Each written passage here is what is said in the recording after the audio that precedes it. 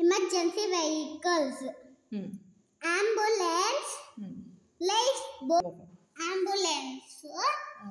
ಇಲ್ಲಿ ಎಲ್ಲಾದ್ರೂ ಅದ್ರ ನಂಬರ್ 108. ಅದು ಎಲ್ಲಾನ ಅಲ್ಲಿಗೆ ಆ ನಂಬರ್ಗೆ ಕಾಲ್ ಮಾಡಿದಾಗ ಆಂಬುಲೆನ್ಸ್ ಬರುತ್ತೆ. ಆಮೇಲೆ ಅವನ್ನ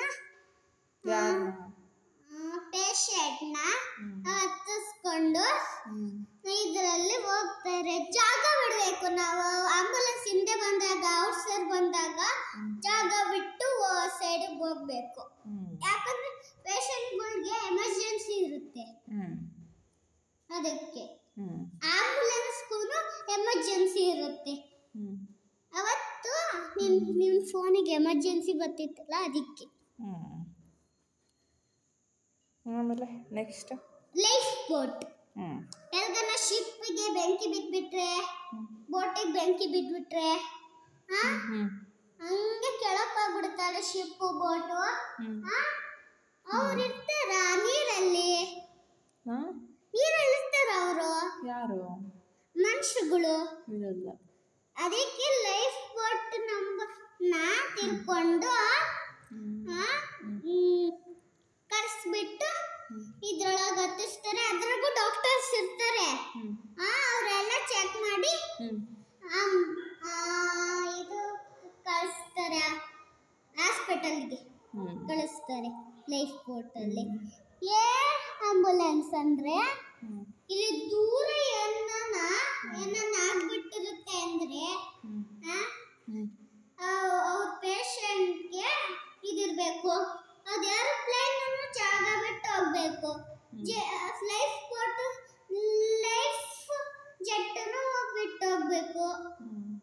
ಜೆಟ್ಟನ್ನು ಬಿಟ್ಟು ಹೋಗ್ಬೇಕು. ಜಾಗನ ಔಟ್ ಸೈಡ್ ಬಂದು ಎಲ್ಲ ಬಿಟ್ಟು ಹೋಗ್ಬೇಕು. ಯಾಕಂದ್ರೆ ಅವ್ರ ಪೇಷಂಟ್ಗೂ ಇರ್ತಾರೆ, ಇದ್ರೊಳಗೂ ಇರ್ತಾರೆ. ಬರೀ ಟೂ ಅಷ್ಟೇ ಮೆಂಬರ್ಸ್ ಹಿಡಿಯೋದಕ್ಕೆ. ಆಮೇಲೆ ಪೊಲೀಸ್ ಕಾರ್. ಪೊಲೀಸ್ ಅಂದ್ರೆ ಇಲ್ಲ ಎಲ್ಲ ಕಿತ್ತಾಡ್ಕೊಂತ ಇರ್ತಾರೆ. ಕಳ್ಳ ಬಂದು ಚಿನ್ನ ಬೆಳ್ಳಿ ಅವನ್ನೆಲ್ಲ ಕಿತ್ಕೊಂಡು ಬುಕ್ಕು ಅವೆಲ್ಲನ ಕತ್ಕೊಂಡು ಹೋಗ್ತಾನೆ. ಅವಾಗ 100ಗೆ ಫೋನ್ ಮಾಡಿದ್ರೆ ಪೊಲೀಸ್ ಕಾರ್ ಅಲ್ಲಿ ನಿಲ್ಲುತ್ತೆ. ಕಳ್ಳನ ಎಲ್ಲಿದ್ದಾರೆ ಅಂತ ಕೇಳ್ತಾರೆ. ನಾವು ಅಲ್ಲಿ ಹೇಳ್ತೀವಿ. ಅವ್ರು ಅಲ್ಲಿಗೆ ಹೋಗಿ ಹುಡುಕಿ ಅದಕ್ಕೆ ಇದನ್ನ ಹಾಕ್ಸಿ, ಏನದು ಹ್ಯಾಂಡ್ ಕಫ್ ಹಾಕ್ಸಿ ಹಾಕೊಂಡು ಹಿಂಗೆ ಇಟ್ಕೋತಾರೆ. ಅವರು ಹಿಂಗೆ ಎಲ್ಲ ಹಿಂಗೆ ಸುತ್ಕೊಂಡು ಲಾಕ್ ಮಾಡ್ತಾರೆ. ಅವರು ಆಮೇಲೆ ಕುಂಡಿಸ್ಕೊಂಡು ಉಬ್ಬ ಆಗುತ್ತೆ. ಪೊಲೀಸ್ ಕಾರ್ಗೂ ಎಮರ್ಜೆನ್ಸಿ ಇರುತ್ತೆ. ಆಮೇಲೆ ಇದು ಏನದು? Fire engine. ಫೈರ್ ಮನೆಗೆಲ್ಲ ಬೆಂಕಿ ಬಿಟ್ಬಿಟ್ಟಿರುತ್ತೆ. ಆಫೀಸ್ ಸ್ಕೂಲ್ ಬೆಂಕಿ ಬಿದ್ಬಿಟ್ಟಿರುತ್ತೆ. ಅಲ್ಲೇನಾದ್ರು ಬೇಕಾಗಿರೋ ವಸ್ತು ಅಲ್ಲ ಮಕ್ಕಳಿಗೆ ಇಟ್ಬಿಟ್ಟು ಹೋಗಿರ್ತಾರೆ. ಅಲ್ಲಿಗೆಲ್ಲ ಬೆಂಕಿ ಬಿದ್ದಿರುತ್ತಲ್ಲ, ಅಲ್ಲೆಲ್ಲ ಫೈರ್ ಇಂಜಿನ್ ಬರುತ್ತೆ. ಅದು ನಂಬರ್ ಗೊತ್ತಿಲ್ಲ. ಅದನ್ನ ಕರೆಸ್ತಾರೆ. ಅದು ಇಲ್ಲೆಲ್ಲ ನೀರಿರುತ್ತೆ. ಆ ನೀರನ್ನ ಅದಕ್ಕೆ ಹೊಡಿತಾರೆ. ಅದೆಲ್ಲ ಕಂಪ್ಲೀಟ್ ಆಗಿ ಮುಗ್ದೋಗುತ್ತೆ ಬೆಂಕಿ.